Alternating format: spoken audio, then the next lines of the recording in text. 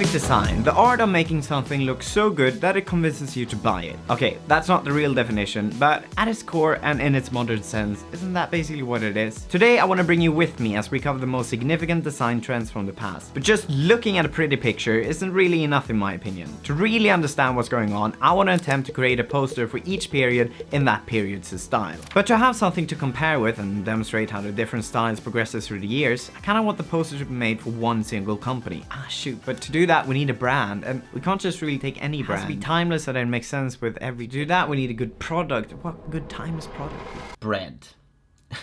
My imagination for a timeless product start and stopped with bread. Meet Krusty Crumbs, your run-of-the-mill plain bread brand. It's nothing special and just the perfect blank canvas on which we can place the different styles of the decade. Alright, let's get going with the history lecture.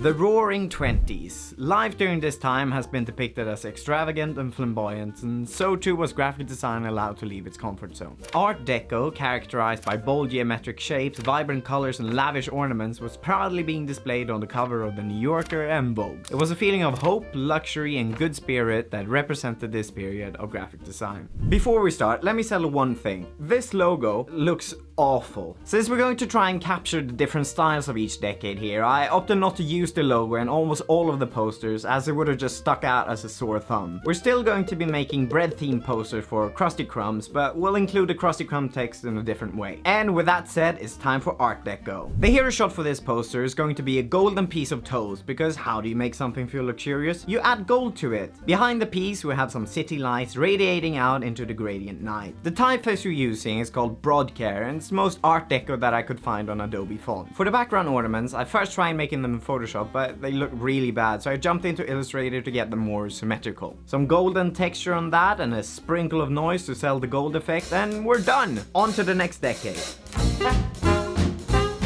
A common thread that you'll probably notice throughout this list is the contrasting in styles from one decade to the next. Although the Art Deco influence didn't die, the 30s paid a larger emphasis on evolving the designs into sleek lines, aerodynamic forms, and a reduction of decorative elements. The emphasis was placed on efficiency and simplicity, giving birth to the streamlined modern aesthetic. I don't know about you guys, but I think these designs look so good. There's something evil about them, which I kinda like. Since I believe that it would be quite impossible to make a loaf of bread look evil, or at least depict it in a streamlined modern aesthetic, I settled on capturing the streamlined modern look and creating an evil looking oven instead. I began sketching out the foundation in Photoshop only to be reminded of my lack of drawing skills. Please don't look at that. So I decided on moving on to Illustrator, where I knew I could much easier create a symmetric foundation. In here I mapped out the shapes of the oven, trying my best to stick to the streamlined modern aesthetic. Creating a nice loaf of bread in here was harder than I thought. Once I was happy with the foundation, I moved over to Photoshop to give it a try and look a little bit more real. I used a combination of metal textures for the oven and then this bread crust texture for the bread. Slap some shading and highlights on the bread and the rest of the oven, and there you go. That looks actually half decent. That only took 2.5 hours. For the background, I wanted to use the black and red color scheme from the reference image above. But after I made the shadow for the oven, I felt it would look better just going with the black gradient. Finally, for the typeface, conveniently named Streamline. A touch of glow on that, and there we have the poster. I'm happy with how it turned out, although I don't know if I would call it an evil looking oven. Temperature gauge kinda makes it look a little bit like a minion. During the 40s, we had the slight inconvenience called World War II. This more or less demolished the sleek and futuristic hopes from the 30s and replaced it with clear, impactful communication. The wartime propaganda posters were often bold, utilitarian, and targeted, and in many ways the design worked, for better or for worse. With war making resources slim, what could possibly fit better than a poster for bread? I took inspiration from this War Bonds poster by having the bread being highlighted by this yellow beam of light, and thanks to Photoshop cutout filter, I don't have to spend another hour drawing this loaf of bread. A little paper texture overlay and a border immediately transports us back a couple of decades. Since the theme is functional and utilitarian, I wanted this to be as simple as possible, so a straightforward sans serif font would do great. And that's it. Out of the lot, this was by far the fastest one to complete. It's nothing extravagant, just a plain poster of a loaf of bread, just as the designs from this period suggests. After the horrors and tragedies suffered by the war, the design landscape shifted to accommodate the need to rebuild and reconstruct. Designer Paul Rand took a radical new approach towards logo creation and design in general by adopting a quote problem-solving approach. Rand was an advocate for the removal of copywriting as the hero in the design, having aspects within the designs complement rather than overpower each other. The Swiss were driving innovations too. They set out to rationalize and codify design through inventing sleek, multi-purpose typefaces applicable in almost any scenario. The most notable of which must be Helvetica. This one was interesting. I tried summoning my inner Paul Rand and was immediately humbled by his greatness and reminded that I am not him. The premise was having the bread shoot out of a toaster while a pair of hungry eyes were looking on. Maybe not the best idea in hindsight. I wanted to give an homage to the Swiss in the poster as well, hence getting some Helvetica in this was a must. I made this arrow to display the word delicious on, which out of the entire design turned out to be my favorite element. Oh yeah, I almost forgot. I thought it was a great idea for some reason to include a kitchen at the bottom, because yeah, why not? At last, after having committed to Helvetica for the Krusty Crumbs text, I changed my mind for something bolder and resorted to keeping a little bit of the Helvetica text in the period indicator at the bottom. I'm sorry, Swiss people. Again, I'm clearly not Paul Rand, however, I must confess that I had a lot of fun making this one.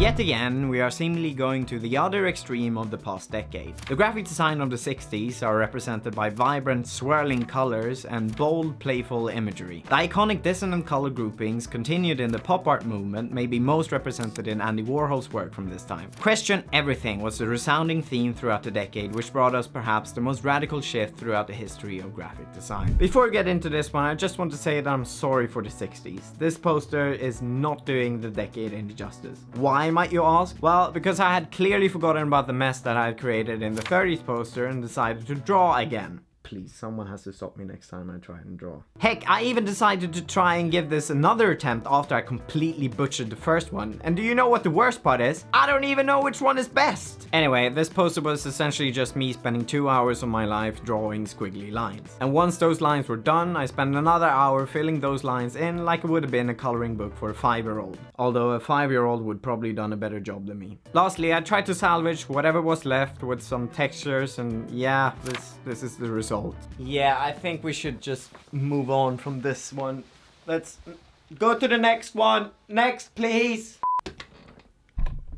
Hey, as you probably know, I'm quite new to this YouTube thing, but I'm having tons of fun making these videos. YouTube has given us this statistic that about 99% of you guys aren't subscribed. So if you enjoy this video so far and would like to see more like this, can I please ask you to press that subscribe button? That way we can produce more frequent and more in-depth videos. Alright, thank you so much for hearing me out, and let's get back to the show.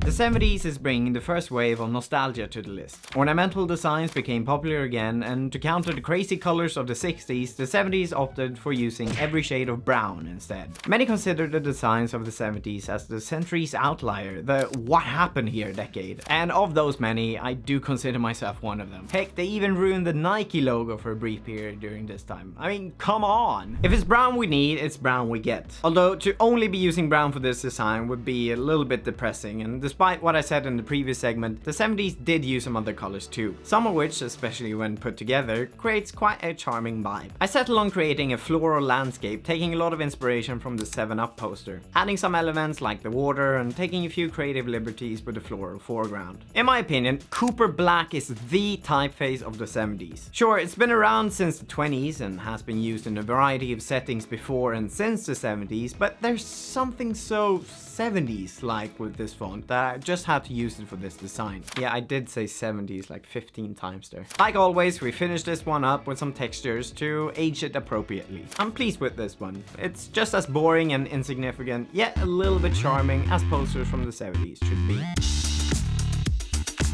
Oh yeah, it's the 80s baby, and the digital revolution is about to embark upon us. Every boring color that you have grown accustomed to so far, well, it's neon now, and the more of it you use, the better. The first 3D design software allowed graphic artists to create 3D images and manipulate them in ways artists from previous decades could only dream of. Geometric shapes, mixing of font families, and delicious textures. In my opinion, the 80s is the kind of craziness and abundance of the 60s, but this time it actually looks good. If there was gonna be one poster which I was gonna allow myself to go balls to the wall with, it was gonna be the 80s poster. By the way, can anyone tell me where this design comes from? If you search 80s graphic design, this image keep popping up, but I can't tell if it was made in the 80s or not. Regardless, when I think of an 80s poster, this is the one. Hence, this was going to be the inspiration I would use for this poster. To start, I took a grid which I made in Illustrator to use as the floor on which I could place the loaf of bread on. For the bread itself, I separated the crust from the inside and gave them slightly different gradients. The skyscrapers in the background are just a bunch of rectangles which I then masked out using the polygon lasso tool. Oh, this was fun. I made a custom brush for the first time to achieve the zigzag pattern on the side of the buildings. I wanted the Krusty Krumb text to shine in this one, so I used a bold font and overlaid this custom gradient, which I definitely did not rip off from the reference poster. Lastly, for the decade indicated text, I used a handwriting font, gave it a bit of glow, and then painted the highlights and shadows. And there we have it. As far as bread poster art goes, this one, it's up there. The 90s. The 90s were weird. Of course, we've seen divergences in designs of all decades. No designer is another one alike. However, in broad terms speaking, in the 90s we've kind of gone in two directions at once. On one side, we kind of have a 180 turn away from the structured geometric shapes of the 80s with the grunge and brutalist designs. And on the other side, we can see how the advertisements begin to focus heavily on editorial photography accompanied by much simpler text. In my opinion, it's from this era that you'll find the best movie posters of all time. If you don't know who Paula Scher is, wow, you've really been missing out. Paula is the absolute master of using typography in her designs, and for this 90s poster, I wanted to give her an homage by taking inspiration from this poster that she made for the Public Theater in New York. I wanted to look like someone had ripped out a piece of the yellow paper, revealing the toast underneath. If the selection tool would just like to cooperate for once. Our Paula homage begins in using different weights for the 1990s text, going from bold to light. To have something overlapping between the white and the yellow parts of the poster, I wanted the Krusty Krumb text to be a stamp at the bottom. And the rest of the work was essentially just filling in the sides with a bunch of nonsense text. A touch of halftone pattern at the end, and there! Krusty Krumb has officially entered the 90s. With the 2000s successfully placing a computer in every home and then later in everyone's pocket, design became accessible for millions of new users every year for the first time in history. Computers had become far superior than the decades before, which allowed for far more advanced 3D graphics. This was probably best represented in the Y2K movement, where glitter, bubblegum pink, metallics, cyber-inspired typography, and all things linked to technology were used for some stunning posters. Towards the second half of the decade, as more and more people upgraded to Windows 7 or got their hands on the first iPhone, they were introduced to skeuomorphism, which used real-world textures and shadows to make digital interfaces feel familiar, and app icons were almost all real works of art. So in our imaginary world, Krusty Krumb have been selling a bunch of cheap toast for the past 80 years. As we're entering the new millennia, I thought that the brand was deserving of a little outventure into the classier echelons of bread. Hence, these freshly baked loaves will be great for our 2000s poster. When trying to make something photorealistic or skeuomorphic, highlights and shadows strategically placed on the subject is key in order to sell the effect. I made this digital display for the period indicator text and encapsulated it in glass. An effect which you'll see on all of the app icons from this time, and something you can easily achieve through putting a white to transparent gradient over it. I wanted to use the logo I made earlier in at least one design, so I made this little flag so that it would make sense having it be part of the poster. Lastly, to fill in the empty space at the bottom, I wrote out a little text to explain the upgrade of quality to the reader. And there you have it! Krusty Krumb gives you the crustiest crust. Well, it's quite evident that we usually don't let the designers be in charge of the copyright. And just as quickly as the realistic textures came in the 2000s, were they replaced by their sleeker and flatter versions in the 2010s. A simple and intuitive user experience was the focus, and graphic design should not distract from that. Many advertisement posters also shifted towards a minimal design with a high-resolution photo, taken now of course on a cutting-edge digital camera and compiled in Adobe Photoshop, which allowed the designer to make everything look absolutely perfect. For this poster, I also gave it 2 shots, mainly because the first one turned out a little too boring. The second attempt began as a disaster, having me really reconsider what it is I'm doing with my life, but Illustrator came to save the day yet again. Since this decade is all about flat and responsive design, I wanted it to be a kind of 2D cross-section of a sandwich. Yeah, you heard me right, I was tired of just doing slices of bread, so for this one, it got to be a sandwich instead. Hey, I make the rules here. I added cheese, tomato, and lettuce, mainly because I think that I would struggle making anything else look appetizing. Colored that and then then brought it back into Photoshop to add the shadows and highlights. Having it be completely flat would be a bit too boring. But I kept the text super simple. And that's it. Hey Subway, I have some more ideas about this. Call me. And we've made it to the present, the period where every creative is scared like crazy that an AI is going to make us obsolete any second now. Since we're currently in it, I can't say what kind of designs will defy our decade. However, the current trends are promising. If I can guess, the film photography hive from a few years back is responsible for the retrofication of many current ad campaigns. With this, we've gotten back noisy gradients, gritty textures, and scratch paper cutouts, of which, as you probably noticed by watching this and other videos of ours, we're quite big fans of. Throughout this century, graphic design has continually adopted to cultural shifts, technological advancements, and changing consumer preferences. But the most striking thing to me about this list is how every decade almost seems to take whatever happened in the prior and completely flip it around. As a little treat for you and a way to say thank you for watching the video all the way through, I have made every design that we made today available for free down below, in case you want to download them and print them out yourself. Thank you so much for watching. Please let us know what other concepts or stories that you would like for us to cover. All the best. Bye bye.